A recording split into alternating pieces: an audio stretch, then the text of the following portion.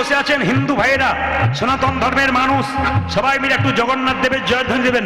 জগন্নাথ দেব কি, জগন্নাথ দেব কি। আচ্ছা, দু চারজন গালে হাত দিয়ে বসে আছেন। আমি বলতে চাইছি, আপনি গালে হাত দিচ্ছেন, কিন্তু কৃষ্ণের ছবি দেখেছেন কোথাও কোনদিন গালে হাত দেখেছেন? যে জগৎ সংসার চালায় তার গালে হাত নাই, আপনার গালে হাত কেন? ভাবছো বসে চলবে কিসে, তুমি ভাববার কে? যিনি ভাবছেন, যিনি যার ভাবনা তিনি ভাবছেন, তুমি ভাবো তাকে, তুমি তাকে ভাবো, তোমার কোনো চিন্তা নেই। জগন্নাথ মন্দিরে যাচ্ছে কৃষ্ণমন্ডল, আর গাইতে গাইতে যাচ্ছে জয় জগন্নাথ জয় জগন্নাথ জয় জগন্নাথ জয় জগন্নাথ জয় জগন্নাথ জয় জগন্নাথ জয় জগন্নাথ জয় জগন্নাথ জয় জগন্নাথ জয় জগন্নাথ জয় জগন্নাথ জয় জগন্নাথ জয় জগন্নাথ জয় জগন্নাথ জয় জগন্নাথ জয় জগন্নাথ জয় জগন্নাথ জয় জগন্নাথ। জয় জগন্নাথ জয় জগন্নাথ বাবা, জগন্নাথের কৃপা পেতে গেলে কিছু করতে হবে। সবাই মিলে হাততালি দিয়ে জয় জগন্নাথ জয় জগন্নাথ জয় জগন্নাথ জয় জগন্নাথ জয় জগন্নাথ জয় জগন্নাথ জয় জগন্নাথ জয় জগন্নাথ জয় জগন্নাথ জয় জগন্নাথ জয় জগন্নাথ জয় জগন্নাথ জয় জগন্নাথ জয় জগন্নাথ জয় জগন্নাথ জগন্নাথ স্বামী জগন্নাথ ধনী ভাইরা নয়ন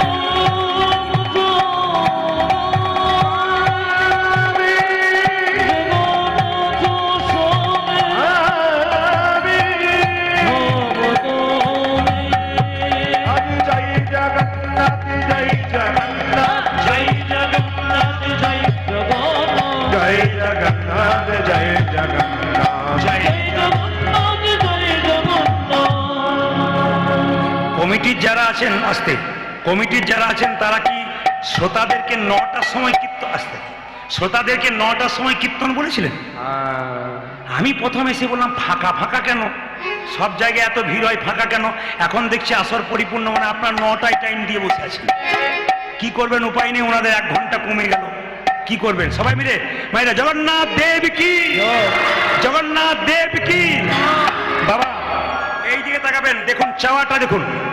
আপনারা জগন্নাথ মন্দিরে কে কে গেছেন হাত তুলুন, নামান। জগন্নাথের চোখ গোল না পটল চেরা, জোরে বলুন, জোরে বলুন। গোল, গোল নাকি? এই দেখেন জগন্নাথের চোখের পাতা আছে, জোরে বলুন। হ্যাঁ বাবা, চোখের পাতা আছে নাই? তাহলে এখন প্রশ্ন হচ্ছে, কৃষ্ণের চোখ পটল চেরা, মাঝে মাঝে বিচার এদিক ওদিক হয়, জগন্নাথের চোখ গোল সমান কেন? একটাই কারণ, ভিখারি গেলেও যা, জমিদার গেলেও তা, ব্রাহ্মণ গেলেও যা, শূদ্র গেলেও তা, আপনি গেলেও যা, আমি গেলেও তা, জগন্নাথের কাছে সবাই সমান। কৃষ্ণমণ্ডল এমন জিনিস চাইলো যা আপনারা চান না। ও মায়েরা, আমি একবার জগন্নাথ মন্দিরে গিয়েছিলাম, দেখছি 2-4 জন বলছে জগন্নাথ, বলে কি ছেলে চাকরি পাবো পাবো করছি, যেন একবার পেয়ে যাই, তারপর দেখো তোমায় কি করি। যিনি জগতের না তার কাছে কিছু করার জন্য যাচ্ছে, উনি বলছে দেখো তোমার কি করি, চাকরি না পেলে তোমার কিছুই করতে পারবো, চাকরি পেলে দেখো তোমার কি করতে পারবো। কত আমাদের লজ্জা বলুন তো, ভগবানের মন্দিরে গিয়ে বলি। কৃষ্ণমণ্ডল কি বলছে দেখুন, যেটা আপনারা বলতে পারেন নাই। ওগো জগন্নাথ, তোমার হাত নাই তুমি দেবে কি, ওগো জগন্নাথ তোমার হাতে নাই তুমি দেবে কি, তোমার পা নাই তুমি দেবে কি, তোমার তো পা নাই তুমি দেবে কি। এত বড় কথা কে বলতে পারে? ভগবানের সঙ্গে যে পাক্কা সম্বন্ধ তৈরি করতে পারে। আপনি আমাকে জোরালো কথা শোনাতে পারেন কখন? যখন আপনার সঙ্গে গভীর সম্পর্ক থাকবে। এমনি এমনি সম্পর্ক না রাখলে বলা যায় না। তাই কি বলছে, তোমার কাছে চাইবো বলে এলাম, কিন্তু কি চাইবো, তোমার হাত নাই তুমি দেবে কি, ওগো জগন্নাথ তোমার হাত নাই তুমি দেবে কি, তোমার পা নাই তুমি দেবে কি? তোমার তো পা নাই তুমি দেবে কি? প্রশ্ন করলো কে? কৃষ্ণমণ্ডল। উত্তর দিচ্ছে কে? জগন্নাথ আকাশবাণী করে বলছে, ওরে কৃষ্ণমণ্ডল শুনে রাখ, আমার হাত নাই, এ হাত আমি তোদেরকে দিলাম কর্ম করার জন্যে। কর্ম করার জন্যে। আমার পা নাই, এ পা তোদেরকে দিলাম কর্ম করতে গেলে এক জায়গা থেকে অন্য জায়গা যেতে হবে বলি। আমার যা নাই আমি তোকে তাই দিয়ে দিলাম, তোরা আমার ভজনা কর। কৃষ্ণমণ্ডল কেঁদে কেঁদে বলল, গো জগন্নাথ তুমি যাই বলো আর নাই বলো, লোকে তোমার কাছে গাড়ি চাই, বাড়ি চাই, টাকা চাই, পয়সা চাই, কিন্তু ও জগ জগন্নাথ আমি তোমার কাছে এমন জিনিস চাইবো জগতের কেউ চাই না। আমি গাড়ি চাইবো না, বাড়ি চাইবো না, টাকা চাইবো না। ওগো জগন্নাথ তোমার কাছে কি চাইবো জানো? আমার যা থাক আর না থাক একটা জিনিস নাই। আমার স্ত্রী বারবার কাঁদে, আমায় একটা কৃষ্ণ ভক্ত সন্তান দাও হে হরি। ওগো জগৎ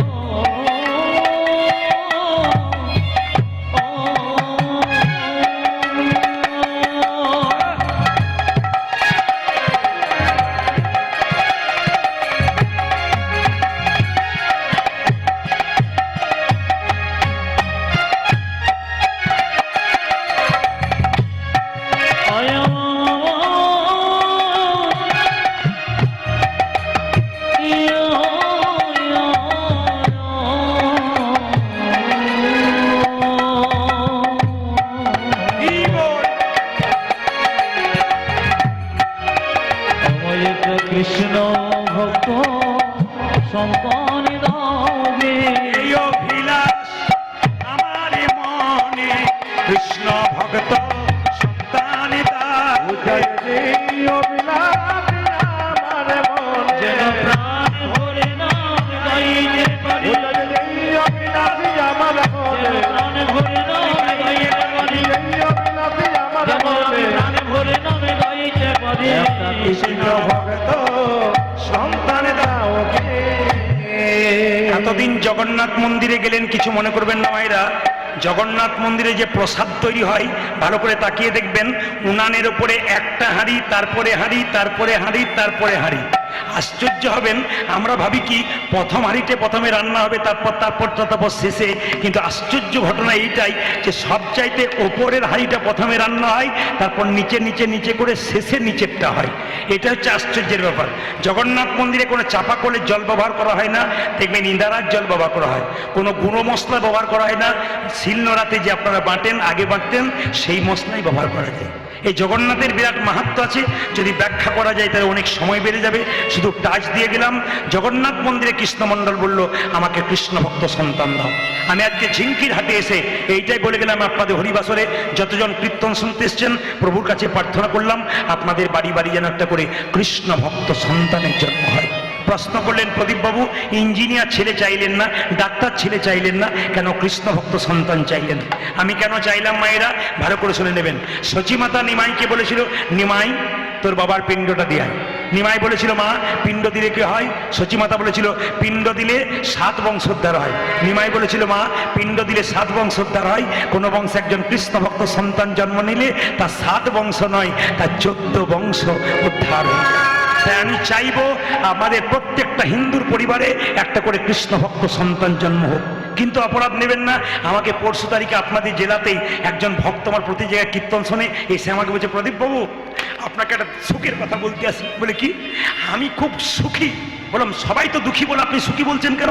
বলছে, আমার ছেলের জন্য আমি 10 লাখ টাকা ব্যাংক ব্যালেন্স করে দিলাম, এবার আমি মরে গেলেও কোনো চিন্তা নাই, ছেলে বসে বসে খাবে। আমি বললাম, ছেলের জন্য 10 লাখ টাকা রাখলেন, ছেলেকে তৈরি করলেন কেমন? এই রকম না এই রকম? আপনাদের এখানে নাই এরকম পার্টি আছে না? কি বলছেন? এরকম তৈরি করলেন না এরকম তৈরি করলেন? তখন বলছে, না না ছেলে কেমন তৈরি হলো তা জানি না, 10 লাখ টাকা তো রেখে গেলাম। মায়েরা, ছেলেকে প্রথম কৃষ্ণ ভক্ত তৈরি করুন। যদি তৈরি করতে পারেন, আপনার মৃত্যুর পর আপনি শান্তি পাবেন। যাকে দায়িত্ব দিলাম দায়িত্ববান সন্তান জন্ম দিয়ে গেছে। আর যদি মনে করেন টাকা রেখে গেলাম, মানুষ তৈরি করতে পারলেন না, ওই টাকাটা 10 দিনেই 5 জন বন্ধু এনে খেয়ে দিয়ে নিতাই গৌর হরিবোল করে ও শেষ হবে, সংসার শেষ করে দেবে, আর আপনারও জায়গা হবে নরকে। তাই আমি বারবার বলবো, প্রতিটি পরিবারে সন্তানগুলোকে ভালো করুন, কৃষ্ণ ভক্ত করুন, আমি চাইব। শুধু বলতে চাই মায়েদেরকে, মন দিয়ে শুনবেন, বাচ্চা ছেলেকে রবিবার দিন পার্কে নিয়ে যাবার দরকার নাই। প্রত্যেকটি মা বাবার কাছে, ঠাকুমা দাদুর কাছে নিবেদন রইল, একবার মন্দিরে নিয়ে যান, ওখানে আপনি প্রণাম করুন, বাচ্চাকে প্রণাম করান। সপ্তাহে একদিন যদি মন্দিরে নিয়ে যান। একটা কথা আপনাদের বলবো, কোনো বৈষ্ণব রাস্তায় পেরিয়ে গেলে তাকে প্রণাম করাতে শেখাবেন। কেন বলুন তো? কোনো ব্রাহ্মণ পেরিয়ে গেলে তাকে প্রণাম করাতে শেখাবেন, কোনো কীর্তনিয়া পেরিয়ে গেলে তাকে প্রণাম করাতে শেখাবেন। কেন? তিনি যত আশীর্বাদ দেবেন আপনার ছেলে তত বড় হবে। আপনাদেরকে বলে যাই, যে যেখানে বসে আছেন মন দিয়ে শুনবেন, যারা আপনারা ইস্কন মন্দিরে গেছেন, শিল প্রভুপাদের মূর্তি নিশ্চয়ই দেখেছেন, জ্ঞানবান যারা আছেন সবাই দেখেছেন। এই শিল প্রভুপাদের যদি চরিত্র শোনেন চমকে যাবেন। এইটুকু বাচ্চা, তার বাবা কলকাতায় চাকরি করে, 10টার সময় অফিসে যায়, 9টা পর্যন্ত দরজায় ছিপিয়ে বসে থাকতো। কেন বলুন তো? যদি কোনো বৈষ্ণব পেরিয়ে যেত, একবার আসুন, একবার আসুন। ওর মা রেডি হয়ে থাকতো একটু জল নিয়ে। কেন? একবার আসুন বলে, কেন? আমার স্ত্রী ডেকেছে। এসেছে বৈষ্ণব, বলুন বাবা কি জন্য ডেকেছেন? আমার স্ত্রী আপনার পাগুলো একটু ধুইয়ে দেবে। তারপর কি করলো? একা এইদিকে এইদিকে, বৈষ্ণবকে প্রণাম কর। আমার ছেলের মাথায় একবার হাত দিয়ে আশীর্বাদ করে বলে দিন, যেন আমার ছেলের রাধারানীর কৃপা হয়, যেন কৃষ্ণের কৃপা হয়। ওগো মা, ছেলের জন্য কারো কাছে কিছু চাইবেন তবে তো পাবেন। আপনি প্রণাম করাতে শেখাবেন না, নিজে প্রণাম করবেন না, বৈষ্ণবকে সম্মান দেবেন না। এইদিকে তাকাবেন। আমরা কীর্তন করে যখন বাসা থেকে যাই, আসর থেকে যাই, অনেক মেয়েরা বলে, আপনি আমার ছেলের মাথায় একটু হাত দিয়ে দিন। বলে, কেন? কি বলবো? আপনার মতো যেন হয়। যাক বলে তো, তারপর মাগুলোর ইচ্ছা কি? ছেলে আমার বদমাইশ ডাকাত চরিত্রহীন না হোক, যেন একটু কৃষ্ণ ভক্ত হয়। আমি শেষে আনন্দ পাবো, লোকে আমাকে বলবে চোরের মা নয়, ডাকাতের মা নয়, যাচ্ছে কৃষ্ণ ভক্তের মা। আমি চাই প্রত্যেকটি হিন্দু পরিবারে, সনাতন ধর্মের মানুষের পরিবারে একটা করে কৃষ্ণ ভক্ত সন্তান তৈরি হোক। আমি চাই না কোনো সনাতন ধর্মের মানুষের নিন্দা করুক। আমি চাই না আসলে কোনো শাস্ত্রের নিন্দা হোক। আমি চাই না আসলে কোনো বৈষ্ণবের নিন্দা হোক। আমি চাই না আসলে কোনো ব্রাহ্মণের নিন্দা হোক। আমি চাই না আসলে ভগবানের নিন্দা হোক। আসলে ভগবানের সুনাম করুন, যেন মানুষ কৃষ্ণ ভজনের পথে যেতে পারে, সেই পথটা তৈরি করুন। মহাপ্রভু তো এটা শিখিয়ে যায়নি, মহাপ্রভু শিখিয়ে দিয়ে গেছেন কি? পতিতকে উদ্ধার করে গেছেন, যারা হরিনাম করে নাই তাদের উদ্ধার করেছেন, জগাই মাধাইকে উদ্ধার করেছেন, চাঁদ কাজীকে উদ্ধার করেছেন, সবাইকে প্রেমের দ্বারা উদ্ধার করেছেন। মায়েরা, কৃষ্ণমণ্ডলকে আকাশবাণী করে জগন্নাথ বলল, যা কৃষ্ণমণ্ডল, তুই যখন চাইলি কৃষ্ণ ভক্ত সন্তান, যা তোর কৃষ্ণ ভক্ত সন্তান হবে। জগন্নাথ মন্দিরে কৃষ্ণমণ্ডল প্রণাম করে তার বাড়ির দিকে যাচ্ছে, আর যেতে যেতে কি গাইছে জানেন? ভগবানের কি লীলা! যশোদার দুলাল, যশোদার দুলাল, বজে রাখা বৃন্দাবন মনোহারি। যশোদার দুলাল, বজে রাখা বৃন্দাবন মনোহারি। ও তুমি যশোদার দুলাল, ব্রজে রাখা বৃন্দাবন মনোহারি। এইদিকে ধ্যান সঙ্গমাতে নেচে লাভ নাই, নাচতে হবে হরিনামে, শরীর দোলাতে হবে ভগবানের নামে, দেখবেন আনন্দ পাবেন আপনি। গাইতে গাইতে যাচ্ছে, যশোদার দুলাল বজের রাখা বৃন্দাবন মনোহারি। হরি বল। যশোদার দুলাল, বজে রাখা বৃন্দাবন মনোহারি। ওর দিকে তাকাবো না, তাকান, তাকিয়ে দেখুন। আমার দিকে এখন তাকাবেন না, ওর দিকে তাকাবেন। ওকে কেউ শিখিয়ে দিয়েছে? শিখিয়ে না। কেন বলুন তো? এগুলো পূর্বজন্মের কি, পূর্বজন্মের কি স্বীকৃতি। দেখুন, যশোদার দুলাল বজের রাখা বৃন্দাবন মনোহারি। তুমি যশোদার দুলাল, ব্রজে রাখা বৃন্দাবন মনোহারি। যশোদার দুলাল বজের রাখা বৃন্দাবন মনোহারি। যশোদার দুলাল, বজে রাখা বৃন্দাবন মনোহারি। কবি জন রাধিকা রামন, গোপী জন বল্লভ রাধিকা রমণ। জন বল্লভ রাধিকা রামন।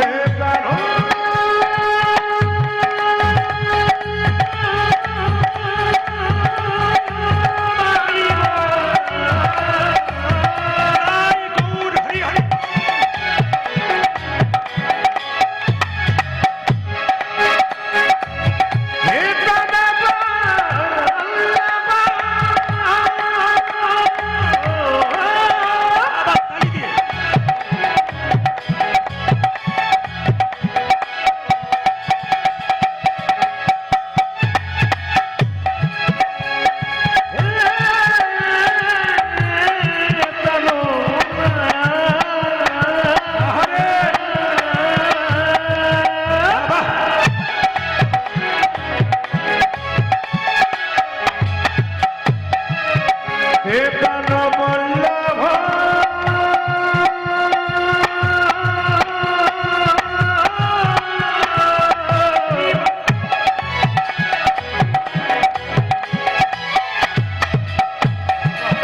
হে প্রাণ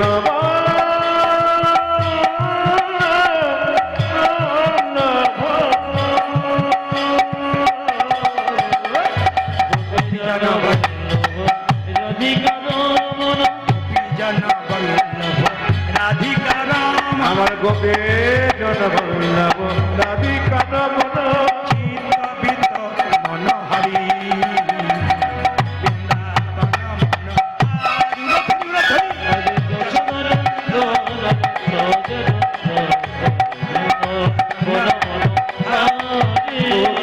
যত ধন দোলা রথের রাখা বৃন্দাবন দানা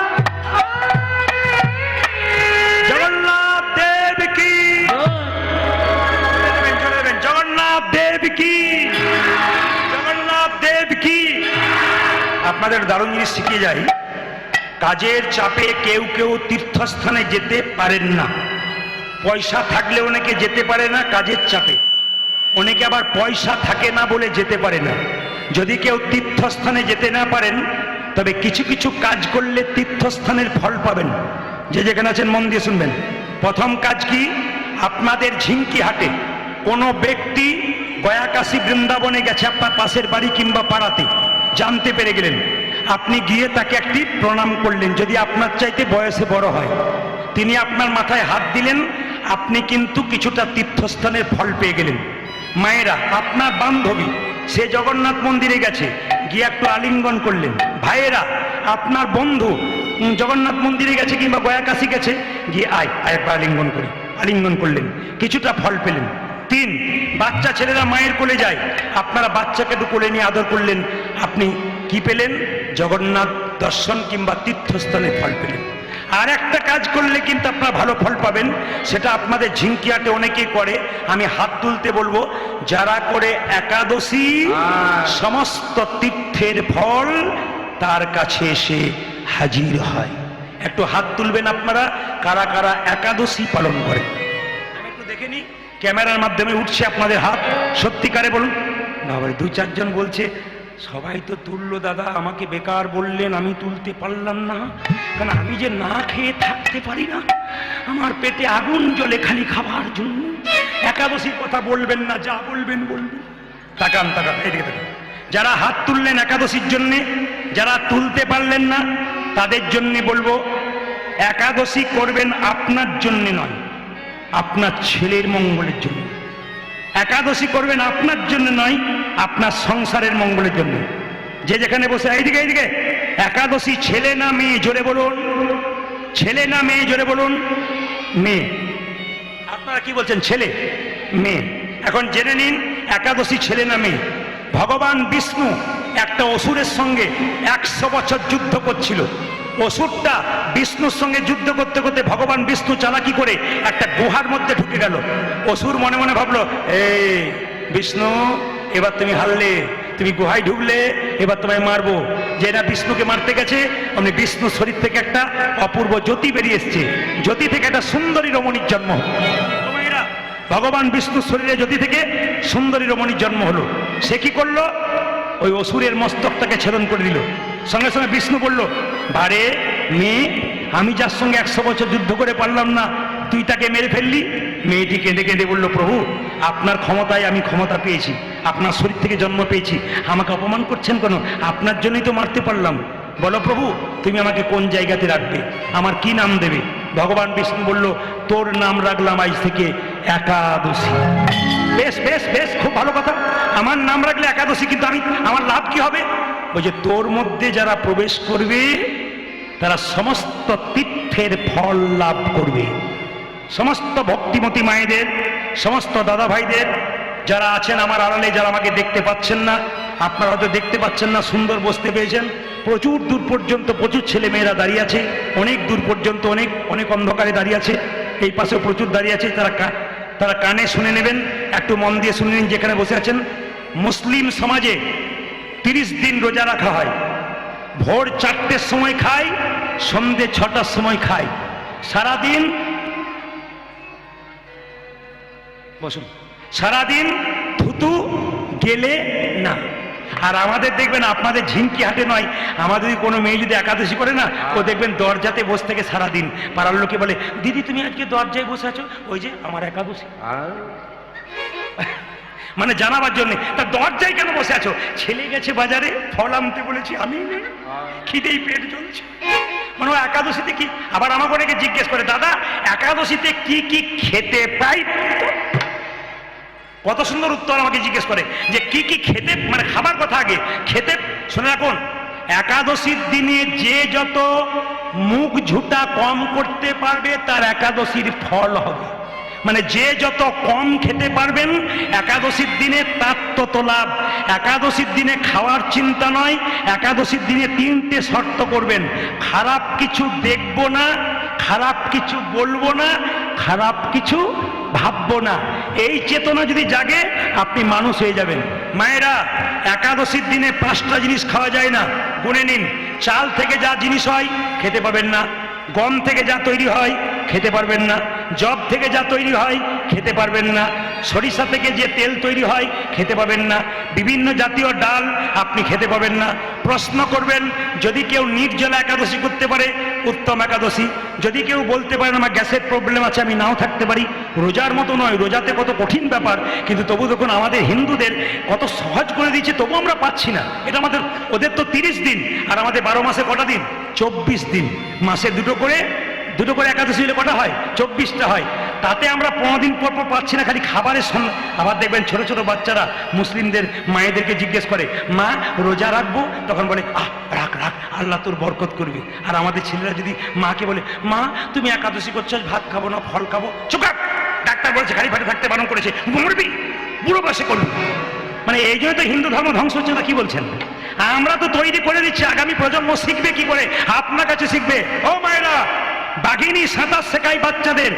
আগে বাচ্চাগুলো জলে নামে না, আগে বাঘিনী নেমে যায়, তারপর বাচ্চাগুলো নামে। কেন? জানে মা যদি নেমে যায় তাহলে বাচ্চার কোনো ভয় থাকবে না।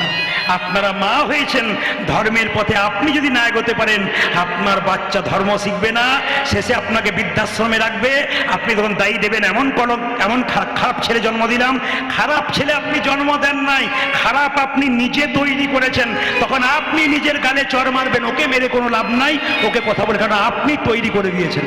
জেনে নিন, একাদশীর আগের দিনে রাত্রিবেলায় ব্রাশ করে নিতে হয়। হরে কৃষ্ণ। কালকে একাদশী, আজকে ব্রাশ করতে হয়। প্রশ্ন করবেন কেন? যে পেস্টটা লাগাচ্ছেন তার মধ্যে লবণ থাকে। সকালবেলা একাদশী দিন যদি পেস্ট নেন, ওর মধ্যে লবণ থাকবে, আপনার লবণ খাওয়া হয়ে গেল, একাদশী আপনার হলো না। জিভটাকে আপনি পরিষ্কার করছেন জিভ ছোলা দিয়ে, যদি জিভ কেটে যায়, রক্ত বেরিয়ে যায়, আপনার একাদশী হলো না। ওই জন্য আগের দিন রাত্রিবেলায় আপনাকে জিভ ছুলে নিতে হবে, আপনাকে ব্রাশ করে নিতে হবে, সকালবেলায় গরম জল নিয়ে মুখটাকে পরিষ্কার করতে হবে। শুনে নিন মায়েরা, সিন্দুক লবণ, সন্দক লবণ খেতে পাবেন, কিন্তু আপনি এই কাঁচা লবণ খেতে পারবেন না। সরিষার তেল খেতে পারবেন না, সরিষার তেল মাখতে পারবেন না। নারকেল তেল মাখবেন, ঘি দিয়ে রান্না খাবেন, সাদা তেল দিয়ে খাবেন, কিন্তু যত কম খাবেন। তার মানে একাদশীর দিন বলতে চাইছে, আমার পেটটাকে যদি 4 ভাগ করা যায়, তাহলে 1 ভাগ খাবো, 1 ভাগ জল রাখবো, আর 2 ভাগ ফাঁকা রাখবো। যত মুখ ঝুটা কম করবে। আমি এবছর মালদা জেলায় গিয়েছিলাম, একটা বাড়িতে ঢুকেছি, আর বলছে, বাবা আজকে একাদশী, তাহলে করুন, আমার কোনো অসুবিধা নাই। ওরা বলছে যে তাহলে এক কাজ করুন, আপনাকে সেবার ব্যবস্থা করে দিই। যখন বসেছি তখন চমকে গেলাম, 4 গ্লাস দুধ, 4 বাটি তরকারি। হ্যাঁ, ওগুলো কেন ওগুলো খা, 6টা কিন। ও বেছে বেছে বলছে এটা দিতে হবে আর কি। আরে নে না, কিন্তু ধীরে ধীরে নে। মায়েরা সবাই লক্ষ্য করুন, যে যেখানে বসে আছেন। কি বললাম? একাদশীর দিনে আমাকে 4 বাটি ফল, 4 বাটি সবজি, 4 গ্লাস দুধ, সব কিছু দিয়েছে। 2টো দুধের পায়েস দিয়েছে। নিয়ে বলছে, বাবা এমন কিছু করতে পারলাম না। বললাম, এরকম যদি করেন তাহলে প্রতিদিন একাদশী করবো, কোনো দিন ছাড়বো না, মানে সব দিন একাদশী। মায়েরা, নির্জলা একাদশীর নাম উত্তম একাদশী। আর যদি কেউ ফলমূল সবজি খায় তবে তার নাম মধ্যম একাদশী। আর আমাকে যেটা করেছিল ওটা উত্তম নয়, মধ্যম নয়, ধমাধম একাদশী। ও একাদশী চলবে না। বলুন, একাদশী মহারানী কি? একাদশী মহারানী কি? জোরে বলুন, একাদশী মহারানী কি? একাদশী মহারানী কি? দুরিকা দেবীর কাছে তার স্বামী এসেছে, আর তার স্বামীকে দুরিকা দেবী পাটা ধুইয়ে দিয়েছে, পাটা গামছা দিয়ে মুছে দিয়েছে, এই দিকে তাকাবেন, প্রণাম করেছে। শুধু সেই দিন প্রণাম করে তা নয়, দুরিকা দেবী এত অভাব তবু স্বামীকে প্রতিদিন সকালবেলায় প্রণাম করে।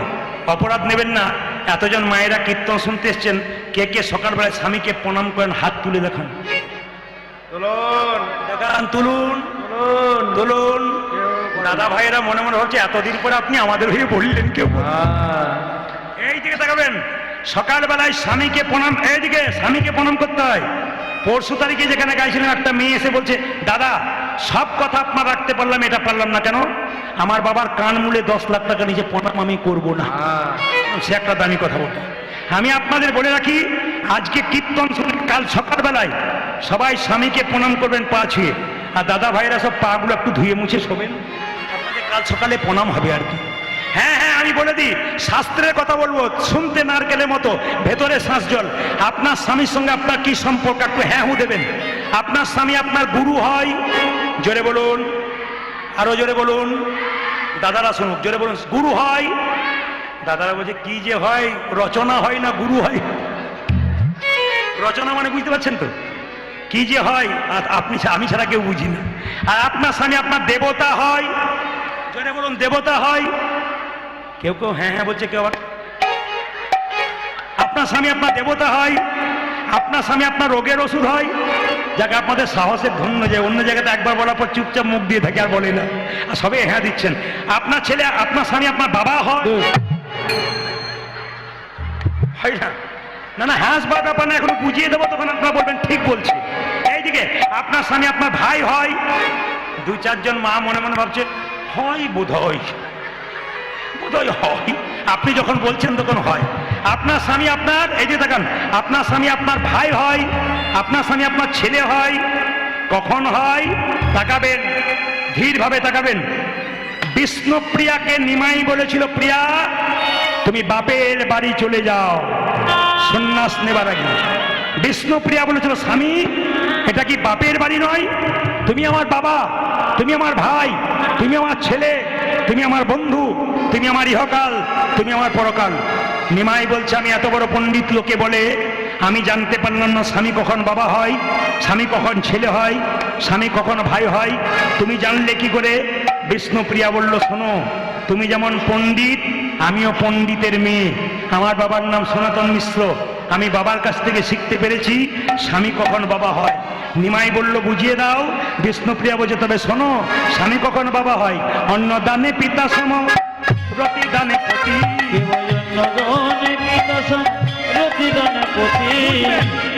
বুঝবেন, ভেঙে বোঝাবো। মেয়েদের যখন বিয়ে হয় না, অন্ন জোগাড় করে কে? জোরে বলুন, বাবা। যখন বিয়ে হয় তখন কে জোগাড় করে? স্বামী। স্বামীকে অন্নদাতা পিতা, অন্নদানে পিতা সম, প্রতিদানে পতি। অন্নদানে পিতা সম, প্রতিদানে পতি। অন্নদানে পিতা সম, প্রতিদানে পতি। ছেলে কখন হয়? পিণ্ডদানে পুত্র সম, অগতির গতি। পিণ্ডদানে পুত্র সময় গতি, পিণ্ডদানে পুত্র সম, অগতির গতি। পিণ্ডদানে পুত্র সময় গতির গতি। স্বামী স্ত্রী বেঁচে আছে, আগে যদি কোনো ছেলে মেয়ে না থাকে, স্ত্রী বেঁচে আছে, স্ত্রী হঠাৎ মারা গেল, ছেলে মেয়ে নাই, তাহলে তার পিণ্ড কে দেবে? তার স্বামী। পিণ্ডদানে পুত্র সম, অগতির গতি। পিণ্ডদানে পুত্র সময় অজে পিণ্ডদানে পুত্র সম, অগতির গতি। আজ পিণ্ডদানে পুত্র সময় গতির গতি। উপদেশে গুরু তুল্য, সেবাতে দেবতা। গুরু বিজয় সুর সম, বিপদে দেবতা।